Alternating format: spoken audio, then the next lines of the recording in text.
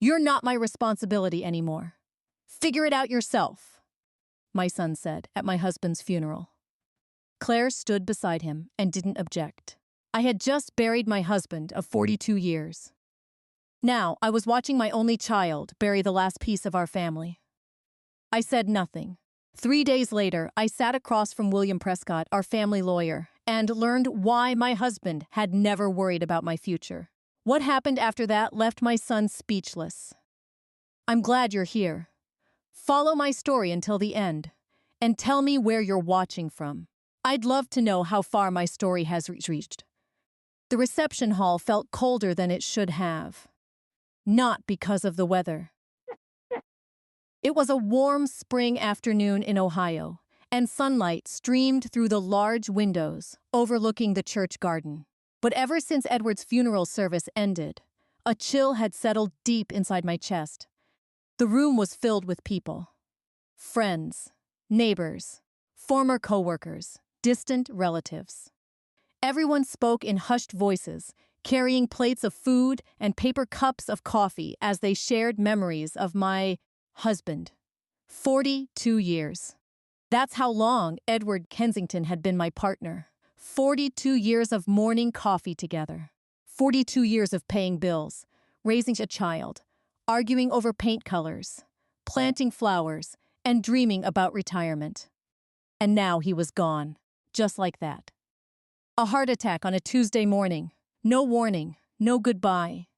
One moment he was sitting in his favorite chair reading the newspaper. The next, my entire world had changed. I stood near the refreshment table, accepting condolences I could barely hear. My black dress suddenly felt too heavy.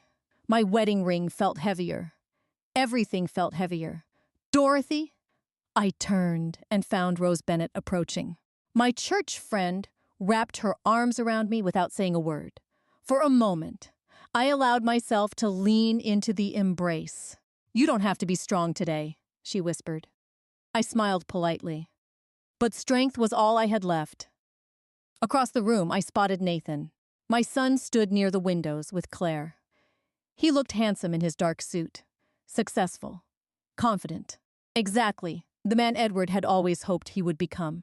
Yet something felt different. He hadn't spent much time beside me during the service. He'd spoken more with business associates than with family. Several times throughout the afternoon, I'd noticed Claire whispering in his ear. Each time, Nathan's expression grew colder, more distant. I told myself I was imagining things. Grief makes people see shadows where none exist. At least that's what I wanted to believe. As the afternoon wore on, guests slowly began leaving. The room grew quieter. The laughter faded. The stories ended. The reality remained. Edward wasn't coming home.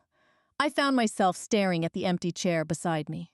Even now, part of me expected him to walk through the door wearing that crooked smile that had melted my heart all those years ago. Dorothy, Nathan's voice interrupted my thoughts.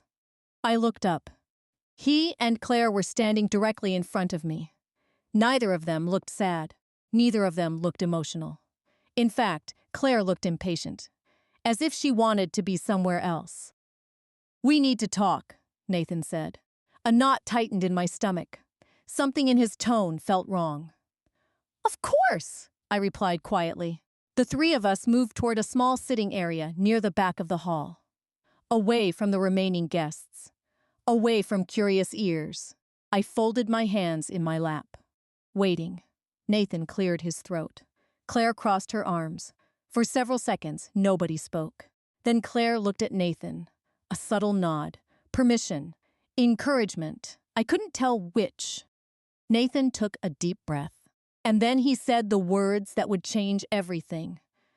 You're not my responsibility anymore. For a moment, I genuinely thought I'd misheard him. What? His expression hardened. You heard me. The room seemed to tilt, not dramatically, not all at once, just enough to make me feel unsteady. Dad spent his whole life worrying about you, Nathan continued. He's gone now. I stared at him, unable to understand, unable to recognize the man sitting across from me.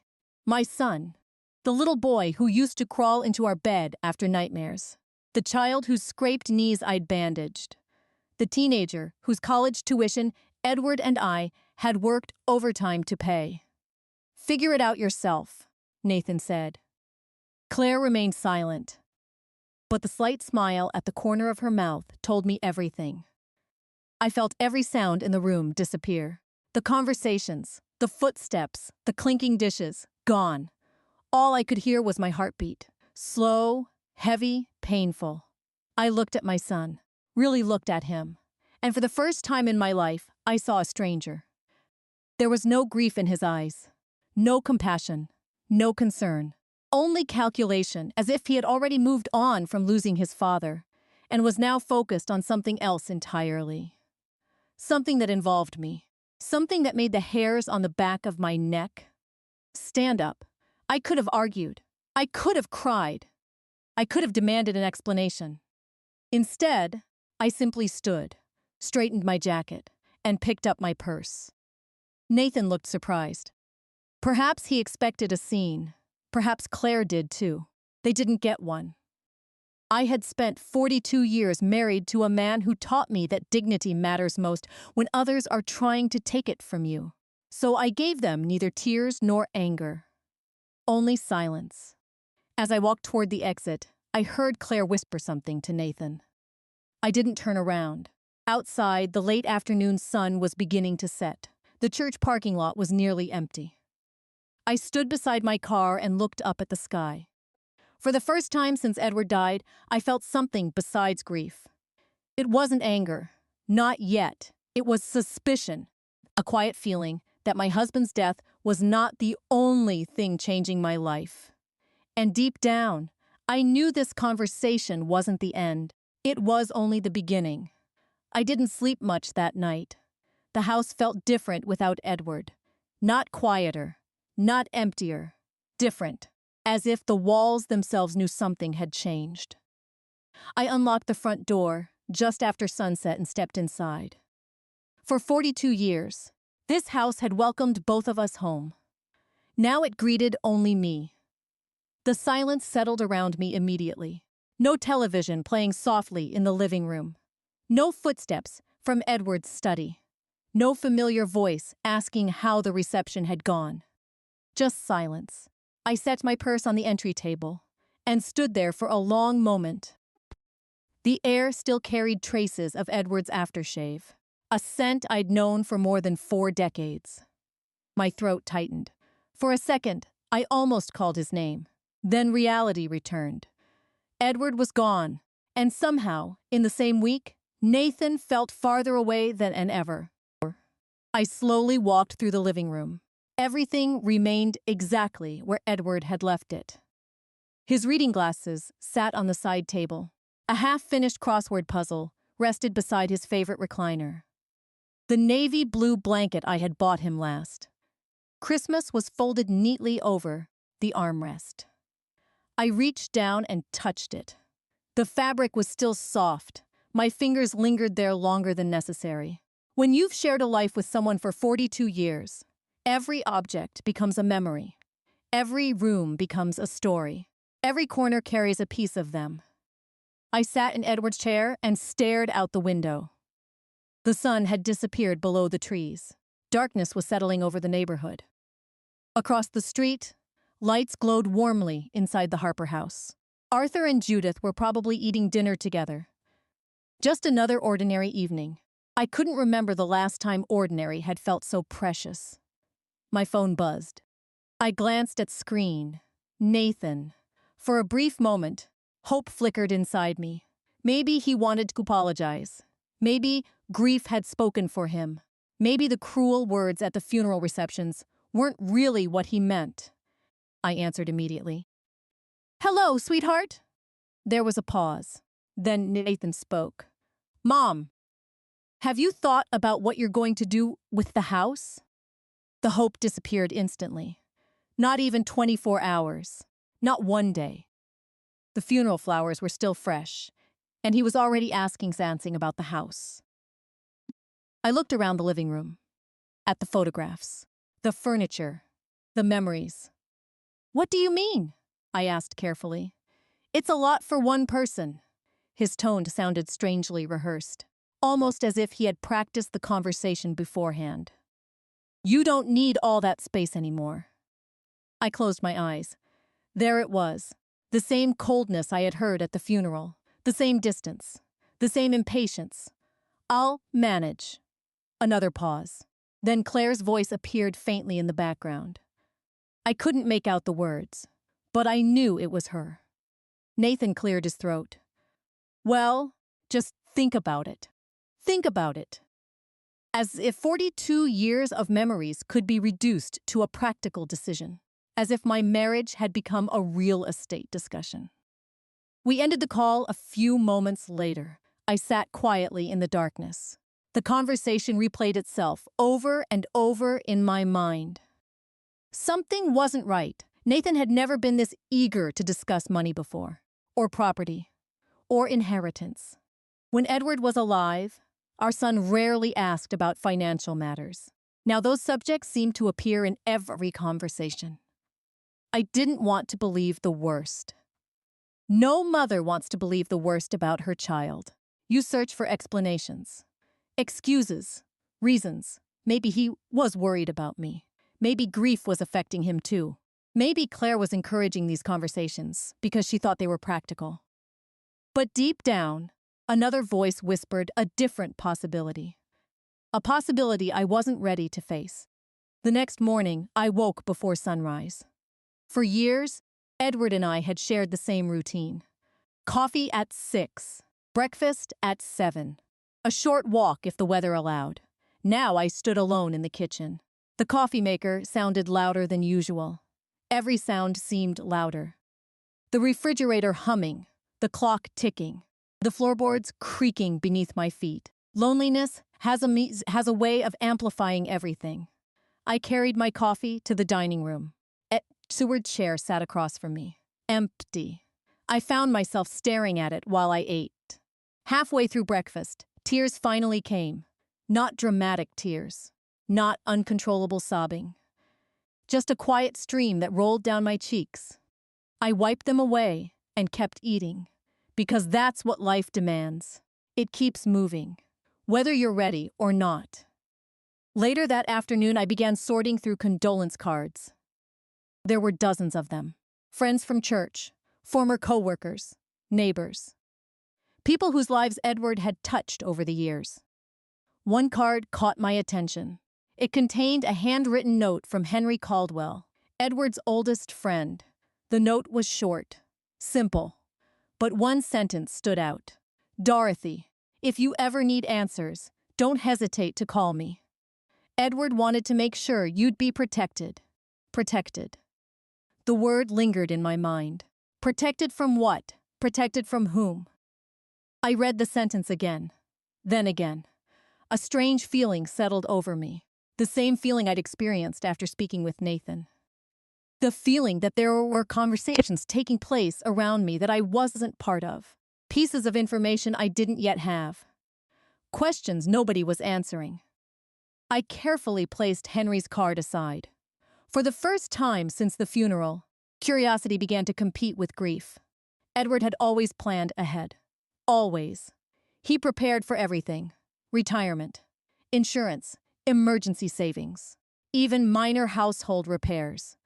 The man kept instruction manuals from appliances we no longer owned. If he truly believed I needed protection, then perhaps he knew something I didn't. And for the first time, I began to wonder whether my husband's final plans had less to do with death and more to do with the family he left behind. The next few days passed in a blur of routines that no longer felt familiar. Every morning, I woke up expecting to hear Edward moving around upstairs. Every evening, I found myself listening for the sound of his truck pulling into the driveway. And every time, reality reminded me that those sounds would never come again. Grief is strange that way. It doesn't arrive all at once. It sneaks into ordinary moments. A second coffee cup. An empty side of the bed. A television show you can no longer watch together. I tried to keep myself busy. I watered the flowers Edward had planted along the back fence. I sorted through stacks of condolence cards. I organized kitchen cabinets that didn't need organizing. Anything to avoid sitting still with my thoughts. But no matter what I did, one thought kept returning. Nathan, the conversation at the funeral, the questions about the house, the uneasy feeling that something had shifted beneath the surface of our family. 3 days after receiving Henry Caldwell's note, I decided to call him. The phone rang twice before he answered. "Dorothy!" His voice immediately softened. "How are you holding up?" I gave the same answer I'd given everyone else. One day at a time. There was a brief silence. People who have known you for decades can hear the truth hiding behind polite words. Henry had known Edward for nearly 50 years. He wasn't fooled. "You sound tired." "I am." Neither of us mentioned the real reason. Not immediately. Eventually, I asked the question that had been sitting in my mind ever since reading his card. "What did you mean? You said Edward wanted to make sure I'd be protected." The line grew quiet, long enough for me to notice, long enough to matter. Henry exhaled slowly. "Edward worried about you." "I know." "No, Dorothy." His voice became more serious. "He worried about what might happen after he was gone." My grip tightened around the phone. Outside the kitchen window, a light breeze moved through the trees. The world looked calm, normal. Yet suddenly I felt anything but calm. "What are you saying?" "I'm saying Edward noticed things." "What things?" Another pause. "Changes." The word hung in the air. I immediately thought of Nathan. And Claire. The shortened phone calls. The uncomfortable family dinners during the past year. The way Claire always seemed interested whenever financial topics came up. The way Nathan had started avoiding deeper conversations. I remembered countless small moments. At the time, they seemed insignificant. Now they returned with unsettling clarity. "I don't understand. Maybe I'm wrong," Henry said carefully. "And I hope I am." But Edward felt Nathan was becoming someone he didn't recognize. I sat down slowly at the kitchen table. Those words hurt almost as much as the funeral, because they echoed thoughts I had been trying desperately to suppress. No parent wants to hear that. I know, and no father wants to think it either. The conversation lasted another 15 minutes. Henry never made accusations, never claimed anyone had done anything wrong. But when the call ended, I felt more unsettled than before. Because for the first time, I realized I wasn't the only one who had noticed changes. Edward had noticed them too, long before I did. That evening, another incident added to my growing unease. Nathan called unexpectedly. His tone was unusually cheerful, too cheerful, almost forced. "Hey, Mom." "Hello." Claire and I were thinking. I waited. Whenever people start a sentence with "we were thinking," it rarely ends well. "You know, the house is probably worth quite a bit now." There it was again. The house. Always the house. Not my health. Not my grief. Not whether I was eating properly. The house. I glanced around the living room. Family photographs covered nearly every shelf. Nathan's Little League pictures, school graduations, vacation photos, 42 years of memories. And somehow all he seemed able to see was real estate. "It's not something I'm thinking about right now." Of course. His answer came too quickly, as if he had expected resistance. Then he changed the subject. Too quickly, too smoothly.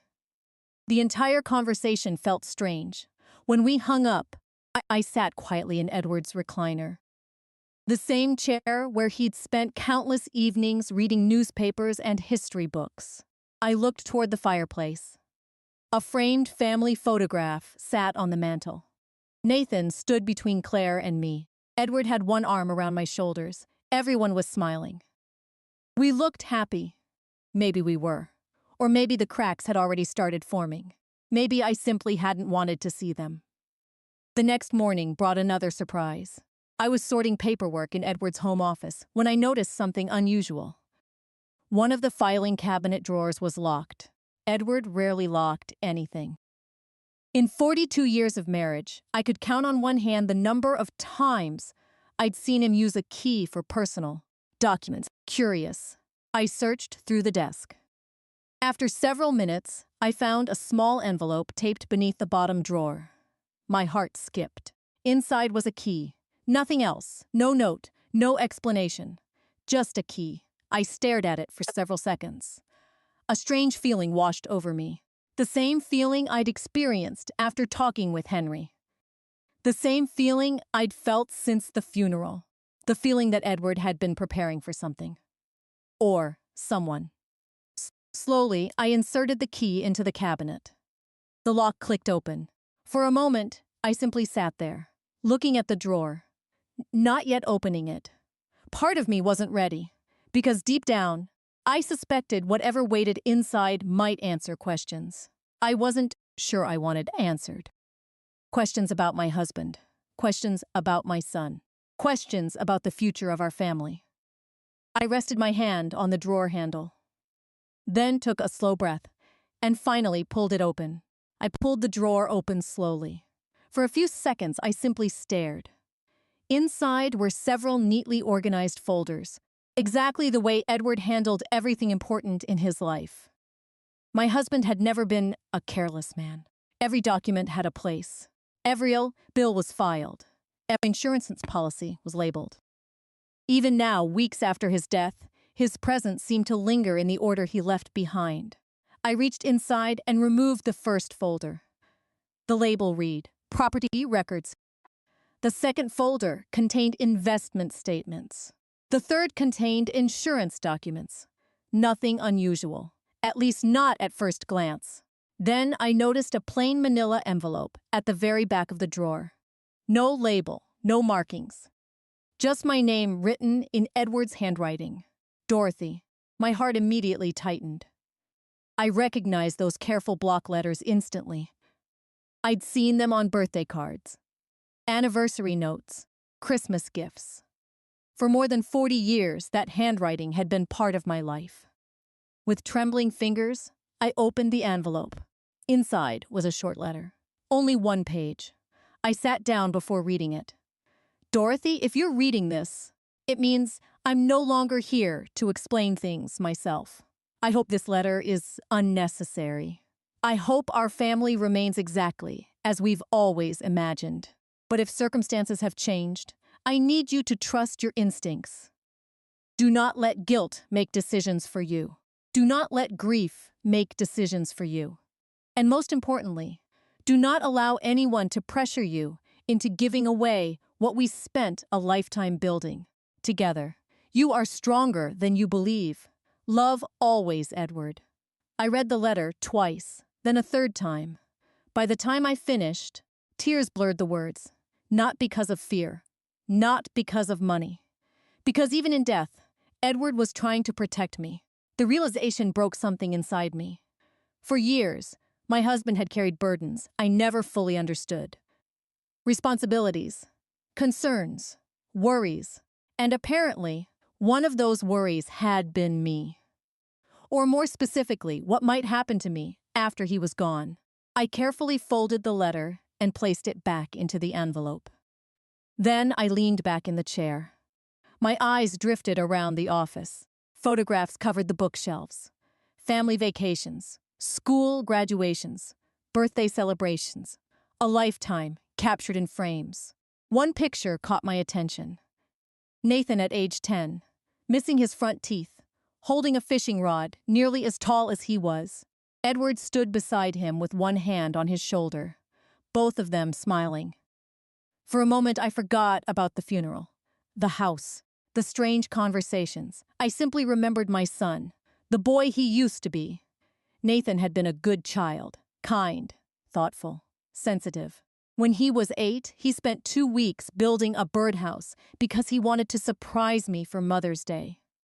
When he was 12, he saved as allowance money to buy me a small necklace at a gift shop during a family vacation. When he left for college, he hugged me so tightly I thought my ribs might crack. That was the son I remembered, the son I loved. So what happened? When did the distance begin? When did the phone calls become shorter? The visits become rarer? The conversations become transactional? I wasn't entirely sure, but as I sat there, memories started surfacing. Small moments I had ignored at the time. Moments that now seemed different. I remembered a Thanksgiving dinner 3 years earlier. Claire had casually asked about our retirement accounts. At the time, I assumed she was making conversation. Edward had immediately changed the subject. I remembered another evening when Nathan asked whether we planned to downsize the house. Again, Edward redirected the conversation. There had been dozens of moments like that. Tiny moments, easy to dismiss, easy to explain away, until now. A few hours later, I found myself standing in the kitchen shaking coffee. Edward always said important decisions should never be made without coffee. I smiled sadly at the memory. Then my phone rang. The caller ID showed Nathan. For a moment, I considered letting it go to voicemail. Instead, I answered, "Hello. Hey, Mom." His voice sounded unusually upbeat, almost nervous. "We were thinking about coming by this weekend." We, not I, we, meaning Nathan and Claire. I immediately sensed there was a reason. "What for?" A brief silence followed. Then he laughed. Too quickly, too casually. "No reason." I waited. The silence stretched. Finally, he spoke again. "Actually, there is something I wanted to discuss." Of course there was. My stomach tightened. "What is it?" "It's probably nothing." Another pause. "But Claire and I were wondering if you've looked through Dad's paperwork yet." My grip tightened around the phone. There it was. The question neither of them had asked directly before. Not how I was doing. Not whether I needed anything. Not whether I was lonely. The paperwork. I looked toward Edward's office, toward the open drawer, toward the envelope containing his final letter. "No," I lied calmly. "I haven't touched much of anything yet." Nathan seemed to relax immediately. I could hear it in his voice. That's understandable. Something about that reaction bothered me. A lot. Why did it matter? Why was he relieved? What exactly was he afraid I might find? We ended the conversation a few minutes later. After hanging up, I remained standing in the kitchen. The coffee had gone cold. Outside, clouds drifted across the afternoon sky. Inside, the uneasy feeling that had followed me since the funeral grew stronger. For the first time, I stopped asking whether something was wrong. Something was wrong. I knew it. The real question was how much Edward had already known before he died, and whether the answers were hidden somewhere among the documents he had left behind. The next morning, I woke up with a strange sense of purpose. For days, grief had guided every decision. I moved slowly, thought slowly, lived inside a fog that never seemed to lift. But now something else was growing alongside the grief. Questions. And questions have a way of demanding answers. I spent most of the morning going through Edward's office again. The locked drawer had already revealed more than I expected. Not dramatic secrets, not hidden fortunes, just enough evidence to convince me that my husband had been concerned about something long before his death. Concerned enough to leave instructions. Concerned enough to write that letter. Concerned enough to tell me not to allow guilt to make decisions. The more I thought about it, the more those words stayed with me. Do not allow anyone to pressure you. Pressure me into what? That question echoed in my mind as I organized paperwork across the desk. Property records, investment statements, insurance documents, tax returns. Everything appeared orderly. Typical Edward. Then the doorbell rang. I glanced at the clock, just after noon. I wasn't expecting visitors. When I opened the door, I found Judith Harper standing on the porch.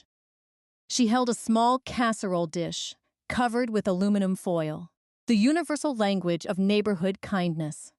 "Dorothy." She smiled softly. "I figured you might not feel like cooking." I felt a wave of gratitude. "Thank you." She stepped inside. For more than 20 years, Judith and Arthur had lived across the street. We had celebrated holidays together, attended church events together, watched our families grow together. In many ways, they felt more like relatives than some of my actual relatives. We settled into the kitchen with coffee. For a while, we talked about ordinary things: the weather, church, the flowers blooming around the neighborhood. Neither of us mentioned the funeral. Not immediately. People who truly care about you know when to wait. Eventually, Judith set down her coffee cup. Her expression changed, subtly, but enough for me to notice. Dorothy. The tone in her voice made me look up. Yes, she hesitated. I almost didn't say anything. Immediately, my attention sharpened. What is it? Judith glanced toward the window, as if making sure nobody could overhear. Then she sighed. A few days before Edward passed away, Arthur and I were working in the yard. I listened carefully.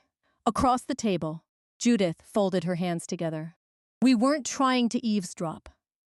Of course, but Nathan and Claire were outside your house. A cold feeling settled in my stomach. I didn't say anything. I simply waited. They didn't know we could hear them. My pulse began to quicken. What were they talking about? Judith looked uncomfortable. The way people look when they're carrying information they wish they didn't have. Your house. The answer didn't surprise me. Not anymore. Still, hearing it from someone else felt different. More real. More troubling. What exactly did they say? Judith paused. They were discussing renovations. I frowned. Renovations? She nodded slowly. Claire was talking about knocking down walls. The kitchen suddenly felt smaller. I stared at her, trying to process what she was saying. Knocking down walls? Yes. Another pause. She was discussing what she'd change after moving in. For several seconds I couldn't speak. After moving in. Not if. After. The confidence behind those words disturbed me more than the words themselves. As though I were simply an obstacle standing between them and something they believed belonged to them. Judith continued carefully. At first, I assumed maybe you'd all discussed it. I shook my head immediately. No. The answer came out sharper than intended. No one has discussed anything with me. Judith nodded. I thought so. Silence settled between us. Outside, a lawnmower hummed somewhere down the street. Birds chirped from the trees. The world continued normally. Meanwhile, my understanding of my family continued shifting beneath my feet. Eventually, Judith spoke again. There's something else? I looked up. Her said. She hoped things would move quickly. My chest tightened, quickly. The same word Nathan kept using. The same urgency. The same impatience. Almost as if waiting itself had become a burden. I suddenly remembered every recent conversation. The questions about the house. The questions about paperwork. The questions about my plans. None of them had asked how I was coping. None of them had asked whether I felt lonely. Everything seemed connected to one subject. Property. Assets. Timing. The realization hurt more than I wanted to admit. Because no matter how suspicious I became, Nathan was still my son. Part of me kept searching for excuses, searching for explanations, searching for a version of events that didn't involve greed. Judith reached across the table and gently touched my hand. Dorothy, I met her eyes. You don't have to make any decisions right now. The simple statement nearly brought tears to my eyes. Because unlike everyone else lately, Judith wasn't asking me for anything. She wasn't pushing. She wasn't suggesting. She wasn't calculating. She was simply concerned. And at that moment, concern felt incredibly rare. After she left, I sat alone in the kitchen for a long time. The casserole remained untouched on the counter. My coffee had gone cold again. I barely noticed. My mind kept replaying everything Judith had told me. The confidence, the assumptions, the plans. Then another thought surfaced. If Nathan and Claire were already discussing changes to the house, what else were they assuming would become theirs? The answer arrived almost immediately. Everything. The house, the investments, the savings. Everything Edward and I had spent 42 years building. For the first time, understood why my husband had written that letter. And for the first time, I realized I needed more than answers. I needed facts, which meant there was one person I needed to speak with next. William Prescott, Edward's lawyer. The man who had helped manage our family's legal affairs for over 2 decades.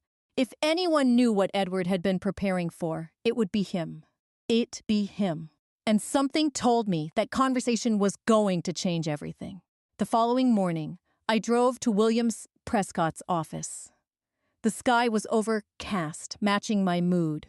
For most of the drive, I kept both hands tightly on the steering wheel and tried not to think too much. But that was impossible. Edward's letter, Nathan's questions, Claire's plans for my house, Judith's warning. Everything seemed connected somehow. I just didn't know how. William's office occupied the second floor of a historic brick building downtown. Edward had always liked the place. Good lawyers don't need fancy buildings, he used to say. They need organized filing cabinets. I smiled faintly at the memory as I walked through the front door. The receptionist immediately recognized me. Dorothy, Mr. Prescott is expecting you. That surprised me. I hadn't called ahead. I hadn't scheduled anything. Apparently, William had anticipated my visit. The realization made me nervous. A few moments later, I found myself sitting across from him in a quiet conference room. William Prescott looked exactly as he always had. Neat gray suit, perfectly organized desk. Calm expression. The kind of man who never seemed surprised by anything. But today, something about his face looked different. More serious. More cautious. Dorothy. He folded his hands together. How are you holding up? It was a simple question. Yet, unlike Nathan's questions, this one felt genuine. I've had better weeks. A small smile crossed his face. I imagined so. For a moment, neither of us spoke. Then William reached into a folder beside him. Immediately, my stomach tightened. Dorothy, before Edward passed away, he asked me to handle several matters personally. My Poltkokend. Several matters. Not one, several. He was very thorough. I laughed softly. That's one way to describe Edward. William nodded. He wanted to make sure you would be protected. There was that word again. Protected. Henry had used it. Edward had written it. Now, William was repeating it. I leaned forward slightly. Protected from what? William studied me for a few seconds, as if deciding how much to say. Finally, he spoke. Edward wasn't worried about finances.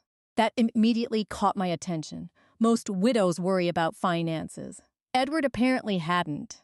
He knew you'd be financially secure. I frowned. What do you mean? Without answering directly, William opened the folder. Inside were several documents. Some I recognized.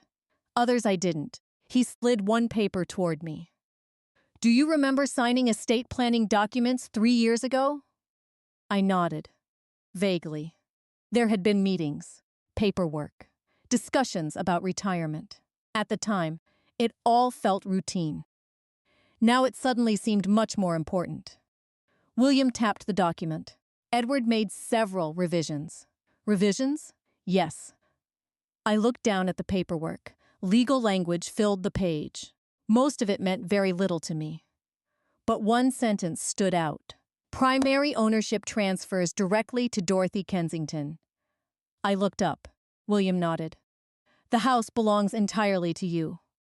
A strange mixture of relief and confusion washed over me. I assumed that. Many people make assumptions. His tone remained calm. But Edward preferred documentation. That sounded exactly like my husband. I almost smiled. Almost. William continued. The house isn't the only asset. He opened another folder. Then another. And another. My eyes widened. Investment accounts. Certificates. property records, retirement funds. I knew Edward and I were comfortable. I knew we'd planned carefully, but seeing everything laid out together was overwhelming. For the first time, I understood how much work had gone into building our future. 42 years of saving, investing, planning, sacrificing, every extra shift, every delayed vacation, every financial decision. It was all sitting in front of me. And Edward had structured everything carefully. Very carefully. Why didn't he tell me all of this? William's expression softened. He didn't want you worrying. That answer sounded frustratingly like Edward. I shook my head. He should have told me. He believed he had time. The room fell silent. Neither of us needed to discuss what that meant. Edward had expected more years. We all had. After a moment, William spoke again. There is something else! Immediately, my attention sharpened. Something else. Those two words seemed to appear a lot lately. William removed a sealed envelope from the folder. Unlike the others, this one contained Edward's handwriting. My name appeared across the front, just like the letter I'd found in the office. My heart began beating faster. What is it? William didn't answer immediately. Instead, he slid the envelope across the table. Edward instructed me to give you this only if certain circumstances developed. The air seemed to leave the room. Certain circumstances. I thought about Nathan, Claire, the funeral, the house, the paperwork, the growing pressure. William watched me carefully. I think we're approaching those circumstances. For several seconds, I simply stared at the envelope. Part of me wanted to open it immediately. Another part wasn't sure I was ready. Because every step forward seemed to reveal another layer of preparation Edward had made before his death. And every layer suggested the same thing. My husband had seen something coming. Something he never fully explained. Something important enough to build safeguards around. Finally, I looked up. Did Edward tell you why? William hesitated. For the first time since I entered the office, he seemed uncomfortable. Not nervous. Not uncertain. Just careful. Edward loved Nathan. The answer surprised me. I blinked. What does Nathan have to do with this? William's expression remained unreadable. He loved Nathan very much. A knot formed in my stomach. The fact that he hadn't answered my question felt like an answer itself. Suddenly, I remembered Nathan's relief when I told him I hadn't reviewed the paperwork. I remembered Claire's discussing renovations. I remembered Judith's warning. I remembered Edward's letter. Do not allow anyone to pressure you. For the first time, a terrible possibility began taking shape in my mind. Not a certainty. Not yet. But a possibility. And, judging by William's expression, he had been thinking about the same possibility for quite some time. I carefully picked up the sealed envelope. Edward's handwriting stared back at me. The final message of a husband who seemed determined to protect me even after death. Whatever was inside that envelope. I had a feeling it would explain why. I didn't open the envelope right away. Instead, I drove home with it, resting on the passenger seat beside me, the entire trip. I kept glancing at it at stoplights. Edward's handwriting, my name, a message written before he died. A message he believed I might someday need. The weight of that thought stayed with me. By the time I pulled into the driveway, the afternoon sun had broken through the clouds. The house looked exactly the same as it always had. White siding, blue shutters. The flower beds Edward had built with his own hands. Everything looked familiar. Yet nothing felt familiar anymore. I carried the envelope inside and placed it carefully on the kitchen table. For several minutes, I simply stared at it. Part of me was afraid, not of what Edward might have written, of what it might confirm. Because deep down, I already knew what direction the evidence was pointing, and I didn't want to believe it, not when it involved my own son. Eventually, I made a cup of coffee and sat down. Then I opened the envelope. Inside was a handwritten letter, several pages long. I immediately recognized Edward's steady handwriting. I took a deep breath and began reading. Dorothy. If William has given you this letter, then events have unfolded the way I feared they might. First, I need you to know something. None of this is your fault. You have spent your entire life putting other people first. You have loved our family more fiercely than anyone I have ever known. My vision blurred for a moment. I paused and wiped away tears, then continued. Over the last few years, I noticed changes. Small things at first. Questions about assets. Questions about ownership. Questions about what would happen after I was gone. Maybe I was wrong. I hope I was wrong. But I learned long ago that hope is not a financial strategy. Despite everything, I almost laughed. That sounded exactly like Edward. Practical, organized, always thinking 3 steps ahead. I kept reading. If anyone pressures you to sell the house, delay. If anyone rushes you into making decisions, delay. If anyone tells you that you owe them something, delay. Time reveals character. People eventually show you who they are. I lowered the letter. The room felt very quiet.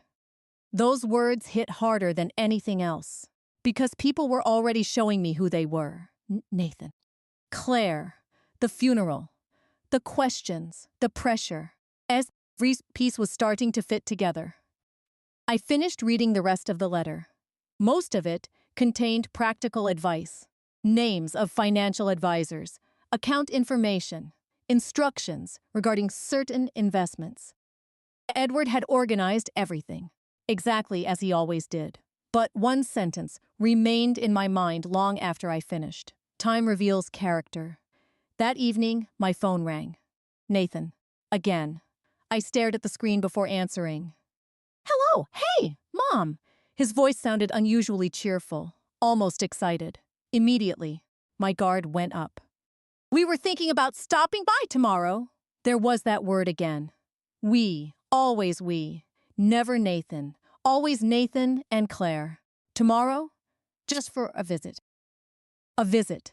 The last few weeks had taught me to pay attention to wording. That sounds nice. There was a brief pause. Then Nathan continued. Actually, there are a couple things we wanted to discuss. Of course there were. I said nothing. He kept talking. Claire found some really nice senior communities nearby. I closed my eyes. For a moment, I genuinely wondered if I had heard him correctly. Senior communities. It had been less than 2 weeks since Edward's funeral. Less than 2 weeks. The flowers from the service were still sitting on my dining room table, and they were already discussing where to move me. I took a slow breath. What do you mean? Oh, nothing immediate.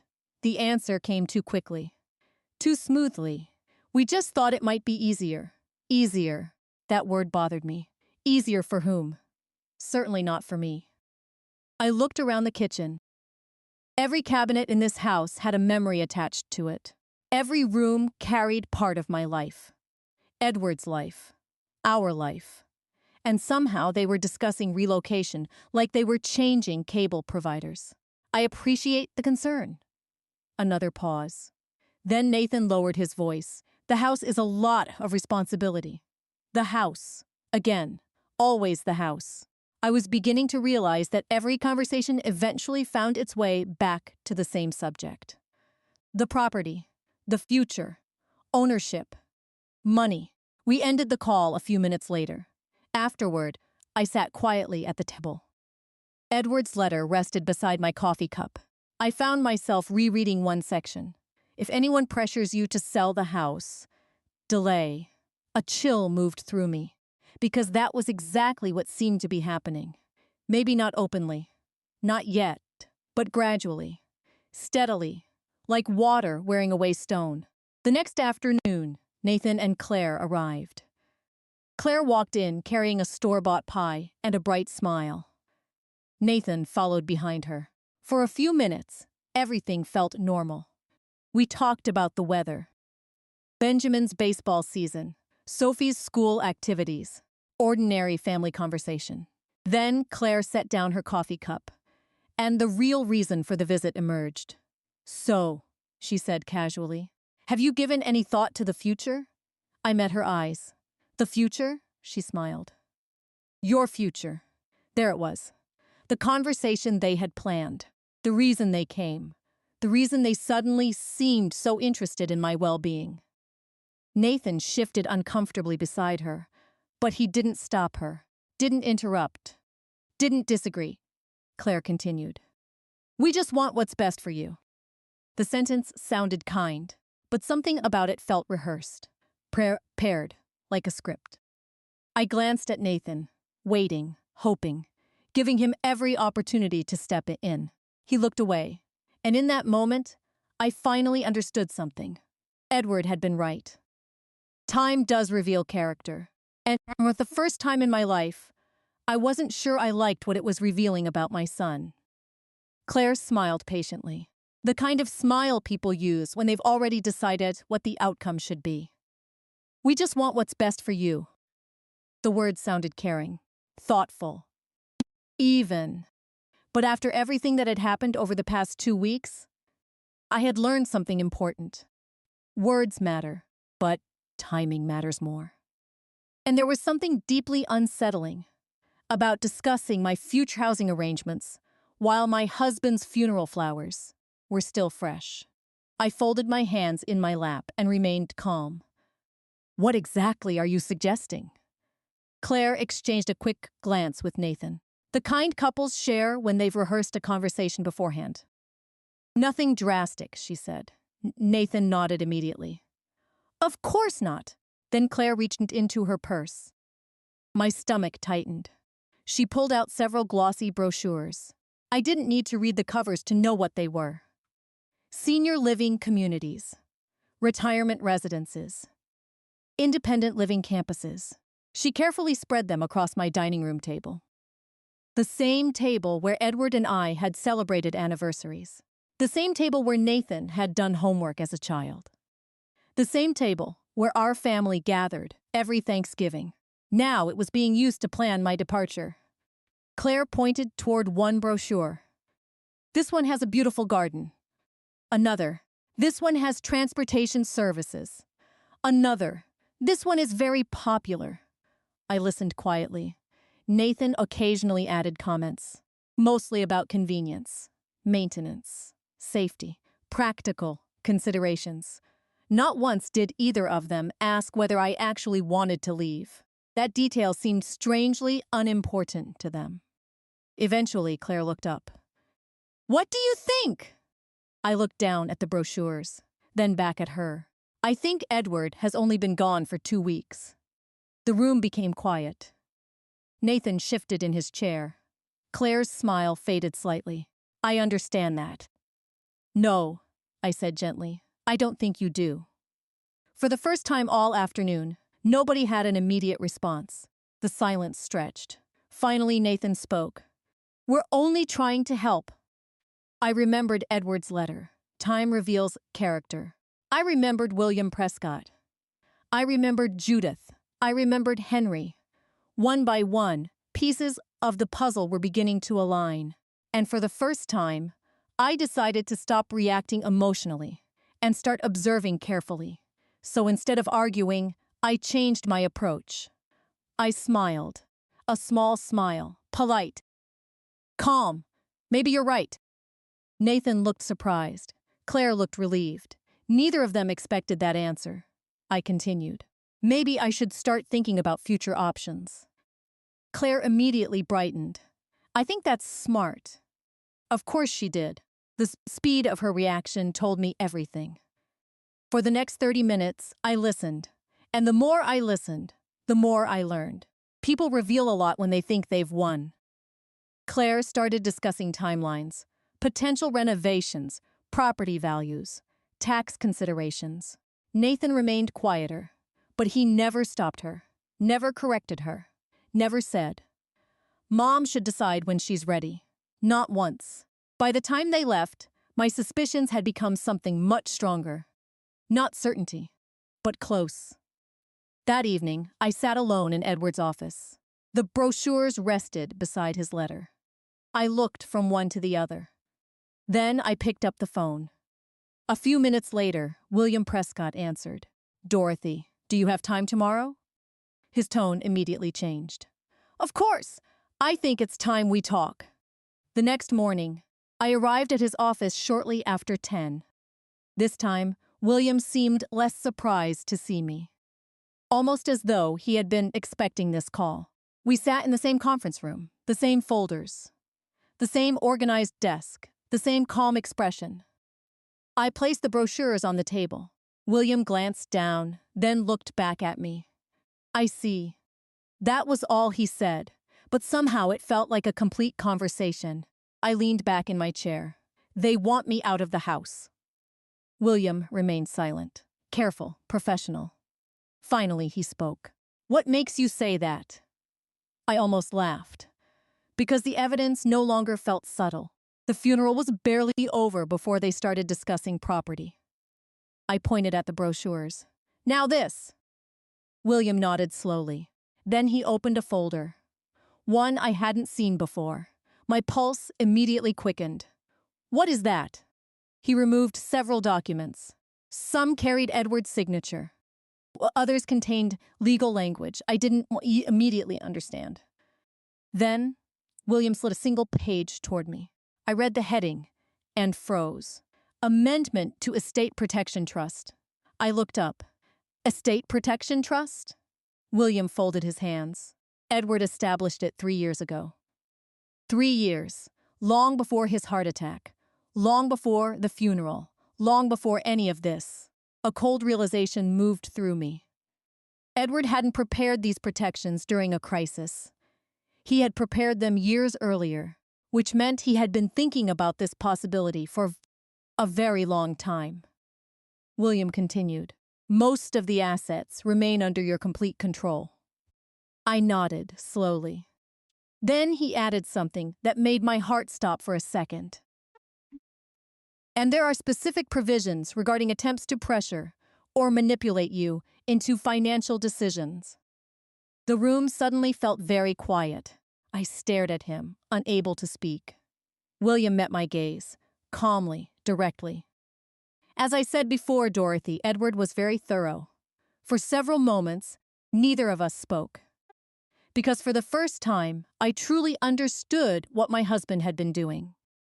He hadn't simply been organizing paperwork. He had been building safeguards. Layer after layer, protection after protection. Not because he expected me to fail, because he expected someone else to try something. And deep down, I was beginning to fear he had known exactly who that someone might be. The drive home from William Prescott's office felt different this time. Not because I had all the answers. I didn't. But for the first time since Edward's funeral, I felt something I hadn't felt in weeks. Clarity. The grief was still there. The loneliness was still there. I still missed my husband every time I walked into an empty room. But now there was something else. Understanding. Edward hadn't accidentally prepared those documents. He hadn't randomly created safeguards. He had done it intentionally, carefully, patiently, and, most importantly, years before anyone else saw a problem. As I pulled into the driveway, I found myself looking at the house differently. Not as property, not as an asset, but as evidence. Evidence of a life built together. Edward painted the living room himself. We planted the maple tree in the front yard during our 5th year of marriage. Nathan learned to ride a bicycle on that driveway. Every corner carried memories. And suddenly, the idea of rushing into any decision felt absurd. That evening, Nathan called again. By then, I was beginning to expect it. His calls had become noticeably more frequent since the funeral. Funny how that worked. For years, he had been too busy. Now he always seemed available. I answered calmly. "Hello, Nathan. Hey, Mom." His voice sounded unusually cheerful, again. Almost optimistic, as though he expected good news. "We were wondering if you'd thought any more about those communities." There it was. No small talk. No questions about my day. Straight to the point. I looked out the kitchen window. The sun was setting behind the trees. I've been thinking. His tone brightened immediately. Really? I almost smiled. The excitement in his voice was impossible to miss. Yes. A brief silence followed. Then Claire's voice appeared faintly in the background. Apparently she was listening, too. That didn't surprise me. What are you thinking? Nathan asked. I remembered Edward's words. Time reveals character. I remembered William's advice. And for the first time, I made a conscious decision. I would stop showing my cards. I would stop reacting. I would watch. So I answered carefully. Maybe you're right. The response landed exactly as expected. Nathan sounded relieved. Claire actually laughed softly in the background. Neither of them realized I could hear it. We just want what's best for you, Nathan said. The sentence was becoming familiar, almost scripted. I know. I kept my tone warm, friendly, cooperative. The call ended. A few minutes later, when I hung up, I sat quietly at the kitchen table. Part of me hated what I was doing. I wasn't a manipulative person. I wasn't someone who played games. But this wasn't a game. This was observation. And if Edward had spent years preparing safeguards, perhaps he had learned something important. Sometimes the truth only appears when people believe they've already won. 3 days later, Nathan and Claire came over for dinner. Their idea, not mine. Claire even brought dessert. A gesture that would have seemed thoughtful a month earlier. Now it felt strategic. The evening started pleasantly enough. We talked about Sophie, Benjamin's baseball team, the weather, local news, normal family conversation. Then, gradually, the subject shifted. Exactly as I expected. Claire mentioned a real estate article she'd read online. Nathan talked about housing prices. A few minutes later, the conversation forces arrived exactly where it always seemed to arrive. The house. You'd probably get a great price in today's market, Claire said casually. I nodded.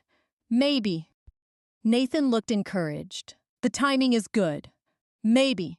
Another smile appeared on Claire's face.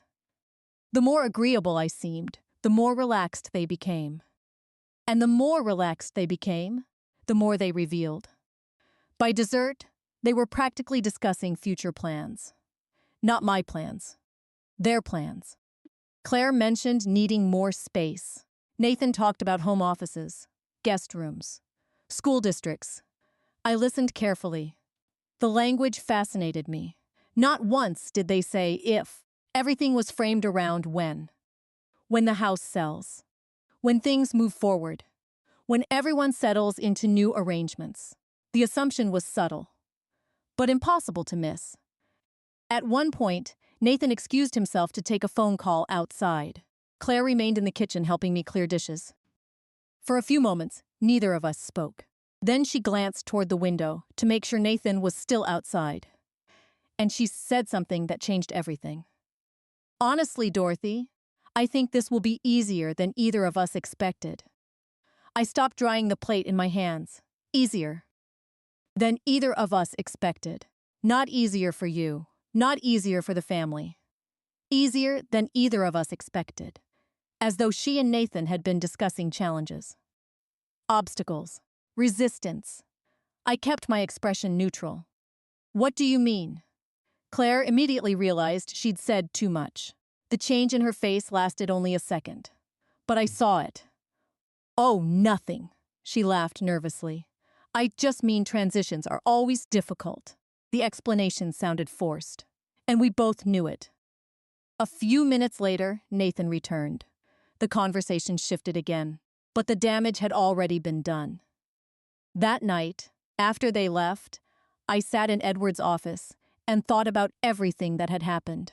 The phone calls, the brochures, the assumptions, the excitement whenever I mentioned moving. Claire's slip of the tongue.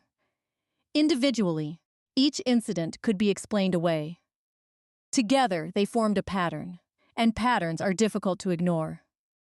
Around 9 o'clock, my phone buzzed. A text message from Judith Harper. Arthur saw Nathan and Claire meeting with a realtor this afternoon. Thought you should know. I stared at the screen, then read it again. A realtor. Not next month. Not after I moved. Now. Slowly, I leaned back in my chair. The final pieces were beginning to fall into place. Edward had been right. William had been right. And Judith had been right. Nathan and Claire weren't planning for possibilities anymore. They were planning for outcomes. The only problem was that they were making those plans without knowing something important. Something Edward had spent years preparing. And very soon, they were going to discover just how thorough he had been. The next morning, I called William Prescott. "I think it's time," I said. There was a brief pause on the other end of the line. Then William replied, "I was wondering when you'd reach that conclusion." I looked out the kitchen window. The maple tree Edward and I planted decades ago swayed gently in the breeze. Everything looked peaceful, normal, yet beneath that calm surface, an uncomfortable truth had been growing for weeks. Nathan and Claire were no longer testing possibilities. They were acting on assumptions. Assumptions about my future. Assumptions about my home. Assumptions about money they believed would eventually become theirs. And they were making those assumptions without understanding what Edward had actually put in place. "When can we meet?" I asked. "Tomorrow afternoon." That was all I needed. The following day, I drove to William's office once again. This time, I wasn't alone. Nathan and Claire had accepted my invitation immediately. The moment I mentioned wanting to discuss future planning, both of them seemed unusually eager, Claire especially. She spent the entire drive talking about how important it was for families to stay organized, how difficult estate matters could become, how smart it was to address things early. I simply listened. By now, I had learned the value of silence. People reveal more when you let them talk. William greeted us professionally when we arrived. The conference room looked exactly as it always had.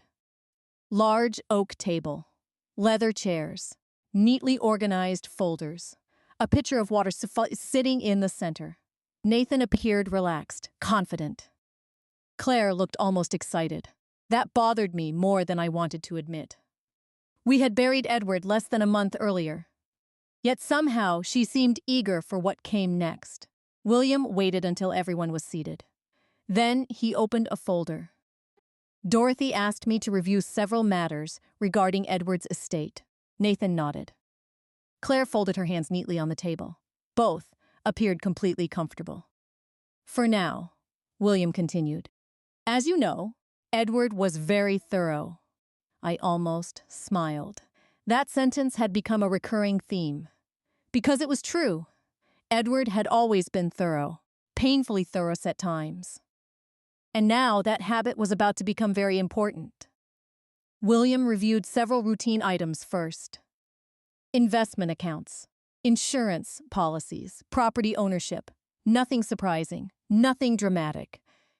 Nathan appeared mildly interested. Claire took notes. The performance was impressive. Then, William reached for another folder, a different folder.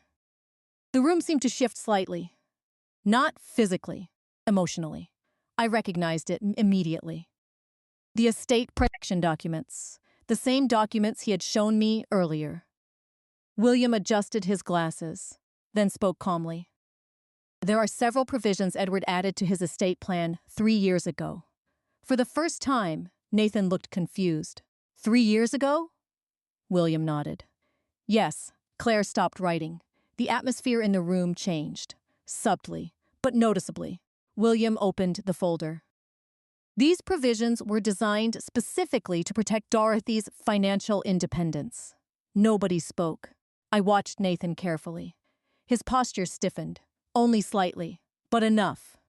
William continued. The Kensington residence remains solely under Dorothy's ownership and control. Nathan exchanged a quick glance with Claire. The movement lasted less than a second, but I noticed. William noticed too.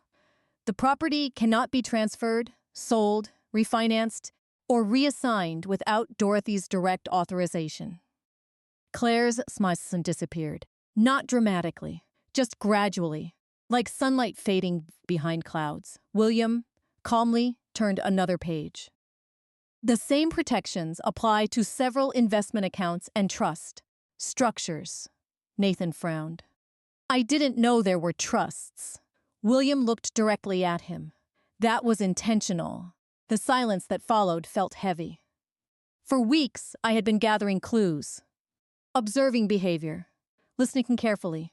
Now I was finally seeing reactions, real reactions, not rehearsed ones. William continued speaking. Professional, measured, precise, exactly the way Edward would have wanted. Then he reached the final section, the section that changed everything. There is one additional provision. Nathan leaned forward. Claire did the same. William read directly from the document. In the event that Dorothy experiences pressure, coercion, manipulation, or undue influence regarding estate assets, property transfers, or major financial decisions, all discretionary inheritance distributions may be suspended indefinitely. The room became completely silent. Nathan blinked. Once, twice. I'm sorry, he said. What does that mean? William folded his hands. It means Edward wanted to ensure Dorothy could make decisions without external pressure. Claire spoke for the first time in several minutes. External pressure? William nodded. Correct. Her voice sounded tighter now, more controlled. And who determines that? William didn't hesitate. The trustee. Who's the trustee? William met her eyes calmly. I am. Nobody spoke. Not immediately. The silence stretched across the room. Nathan looked stunned. Claire looked something else. Concerned. For the first time since Edward's funeral, I saw genuine uncertainty on her face. William continued. Edward left very specific instructions. I could almost hear my husband's voice. Steady, practical, prepared, always prepared. Nathan shifted in his chair. This seems extreme. William's expression remained unchanged. Edward disagreed. Another silence, longer this time. Then William closed the folder. And just like that, the meeting was over. No dramatic confrontation, no raised voices, no accusations, just facts, simple facts, the most powerful kind. As we stood to leave, I noticed something for the first time. Nathan wasn't looking at me. He wasn't looking at William either. He was staring at the table, lost in thought. Meanwhile, Claire appeared unusually quiet. The confidence she carried into the meeting was gone, completely gone. Outside, the afternoon sun reflected off the office windows. For several moments, nobody spoke. Then Nathan finally broke the silence. Mom! I turned toward him. He looked older somehow. Tired, uncertain, as though the ground beneath him had suddenly shifted. But before he could finish his sentence, I realized something. For weeks, they had believed they were preparing my future. Now they finally understood the truth. Edward had already prepared it, and he had done so without leaving anything to chance. Nathan stood beside my car in the parking lot. For a moment, he looked like the little boy I used to know. Not the confident businessman. Not the man who had spent the past few weeks talking about property values and retirement communities. Just my son. Lost. Confused. Unsure what to say next. Mom. His voice sounded softer than it had in weeks. I waited. Part of me wanted him to apologize. Part of me wanted him to explain everything. Part of me wanted to hear that I had been wrong all along. But another part of me already knew life rarely works that way. Nathan rubbed the back of his neck, a habit he'd had since childhood whenever he felt uncomfortable. I didn't know. I studied him carefully. Didn't know what? Didn't know about the trust? Didn't know about the protections? Didn't know his father had anticipated all of this, or didn't know how obvious everything had become. The answer never came, because Claire stepped forward before he could continue. Her smile had returned. Not fully, but enough. The uncertainty from the meeting was already fading, being replaced by calculation, by adaptation, People reveal themselves most clearly when their original plan fails. Some accept reality. Others simply search for a new strategy. We should all take some time to process everything, Claire said smoothly. William had been right. Professional pressure, polite pressure, carefully packaged pressure. It wasn't always loud. Sometimes it arrived wrapped in concern. I nodded politely. That sounds reasonable. For a second, Claire looked surprised. Perhaps she expected anger or triumph. She got neither. Edward's documents had already done all the talking that needed to be done. I got into my car and drove home. The entire way, I kept thinking about something William had said. Edward left very specific instructions. The more I thought about it, the more emotional it became. Not because of the money. Not because of the house. Because Edward had known me. He knew exactly how I would react. He knew I would try to keep peace. He knew I would make excuses for Nathan. He knew I would place everyone else's comfort ahead of my own. And because he knew me so well, he had built safeguards around me. Not walls, safeguards. The difference mattered. When I arrived home, I walked directly into Edward's office. The room still smelled faintly, like old books and cedar wood. I sat in his chair, opened the top drawer, and removed his letter. I had read it many times already. Yet certain sentences felt different now. Time reveals character. I stared at those 4 words. Then I thought about the past month. Nathan's questions, the brochures, the realtor, the pressure, the assumptions. Edward had been right. Time had revealed character. Not only Nathan's, mine too. For weeks I had been grieving, confused, hurt, waiting for someone else to tell me what to do. Now, for the first time, I felt steady. Not healed, not happy, but steady. A few days later, another surprise arrived. It came from an unexpected source. Sophie, my 15-year-old granddaughter. The front doorbell rang shortly after lunch. When I opened the door, she stood there holding a small paper bag. "Hi, Grandma." I smiled immediately. Of all the people in the family, Sophie had always reminded me most of Edward. Observant, thoughtful, quiet. The kind of person who noticed things others missed. "What are you doing here?" She held up the bag. "I brought cookies." I laughed. "Well, come in. We spent the afternoon together. Talking, baking, looking through old family photographs. For the first time in weeks, the house felt warm again. Alive. At one point, Sophie picked up a framed picture from years ago. It showed Edward teaching Nathan how to fish. She studied it for several seconds, then asked a question. "Grandpa really loved Dad, didn't he?" I nodded. "Very much." She looked down, almost hesitant. Then she said something that stopped me cold. "Dad's been really stressed lately." I listened carefully. "He and Mom argue a lot." I didn't respond. She continued. "I heard them talking after the meeting with Mr. Prescott." My pulse quickened slightly. "What did they say?" Sophie shrugged. "I'm not supposed to know. Children always know more than adults realize." "They were upset." That didn't surprise me. Then she added something else. "Dad said Grandpa must have seen this coming." For a moment, neither of us spoke, because that single sentence contained more truth than Nathan probably realized. Edward had seen it coming. Not perfectly, not completely, but enough. Enough to prepare, enough to protect, enough to leave behind a roadmap when he could no longer walk beside me. After Sophie left that evening, I sat on the back porch and watched the sunset. The same porch where Edward and I had spent countless summer evenings. The same rocking chair. The same view. Only now, something inside me had changed. The fear was gone. Not completely, but mostly. In its place stood something stronger. Acceptance. I couldn't change Nathan. I couldn't control Claire. I couldn't undo the choices they had made. But I could choose what happened next. For the first time since Edward died, my future felt like it belonged to me again. Not because of a trust, not because of legal documents, not because of money. Because I had finally stopped looking for permission to protect myself. And once that happened, everything else became much easier to see. A year passed faster than I expected. Not because life became easy.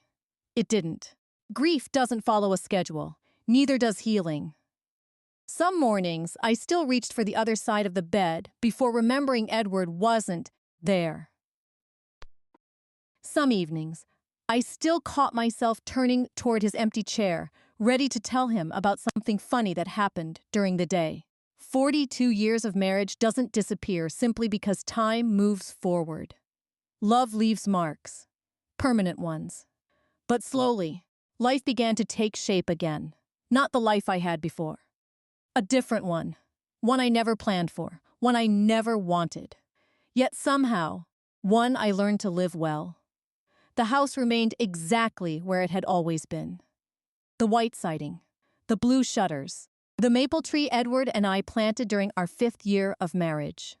Every spring, it grew a little taller. Every season, it reminded me that growth and loss often happen together.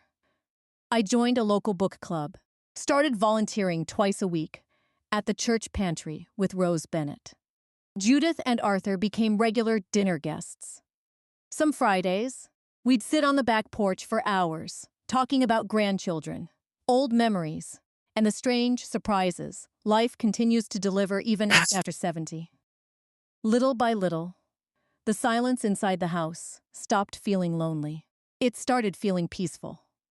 That surprised me, perhaps more than anything else, because for months after Edward's death, I believed peace had left with him. I was wrong. Peace simply looked different now. As for Nathan and Claire, things changed there too. Not overnight, not dramatically. Real life rarely works that way. For several months after the meeting with William Prescott, our relationship remained strained. Phone calls became less frequent. Visits became awkward. There was an invisible wall between us. A wall built from disappointment, hurt, and things left unsaid. Then one afternoon in early autumn, my phone rang. Nathan.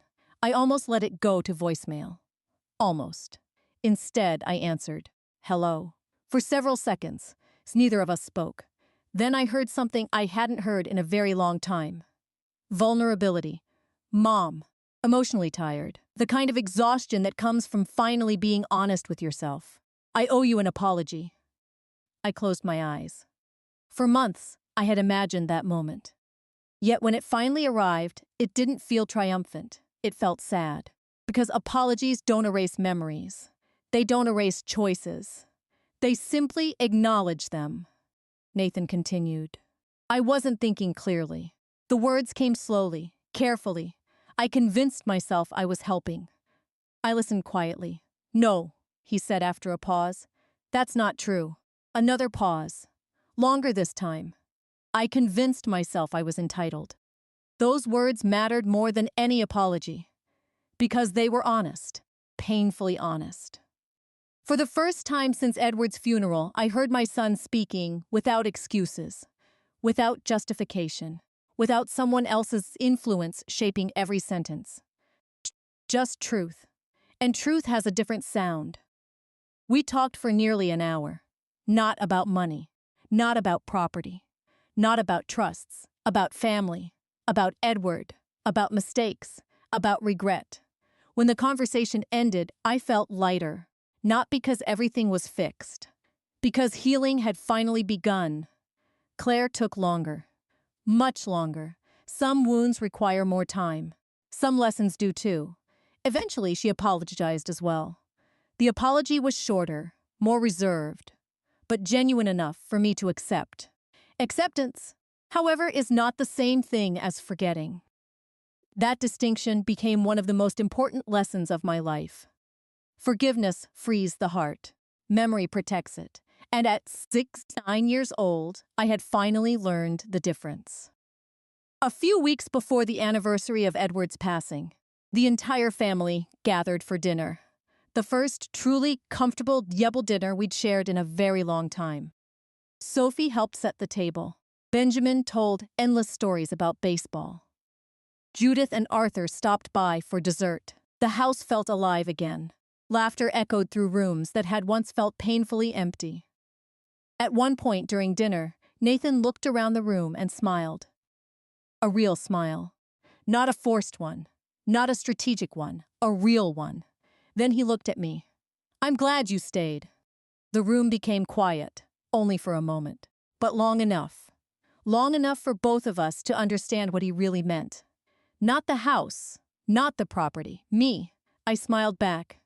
"So am I." Later that evening, after everyone left, I stepped onto the back porch alone. The air was cool. The stars were bright. The maple tree rustled softly in the darkness. For a moment, I imagined Edward sitting beside me, just as he had hundreds of times before. And somehow, I felt closer to him than I had in months. Because I finally understood what he had been trying to give me. It was never about money, never about the house, never about legal documents. Those were only tools. What Edward truly left me was something far more valuable: confidence. The confidence to stand on my own when the people around me lost their way. The confidence to protect myself without becoming bitter. The confidence to choose dignity over resentment. I looked up at the night sky and smiled. The day my son told me, "You're not my responsibility anymore. Figure it out yourself." I thought I had lost everything. My husband, my family, my future. But I was wrong. What I actually lost was the illusion that my happiness depended on someone else. And once that illusion disappeared, I discovered something unexpected. At 69 years old, after losing the love of my life, and nearly losing my son, I finally found my own strength. And that strength became the greatest inheritance Edward Kensington ever left behind. If there's one thing I've learned from all of this, it's that love and loyalty are not the same thing. You can love your family with all your heart, but still need the courage to protect yourself when they make choices that hurt you. Edward's greatest gift wasn't the house, the trust, or the financial security he left behind. It was teaching me that dignity should never be surrendered out of guilt. And sometimes, the strongest thing a mother can do is stand firm. Let the truth reveal itself. And remember that her worth has never depended on anyone else's approval.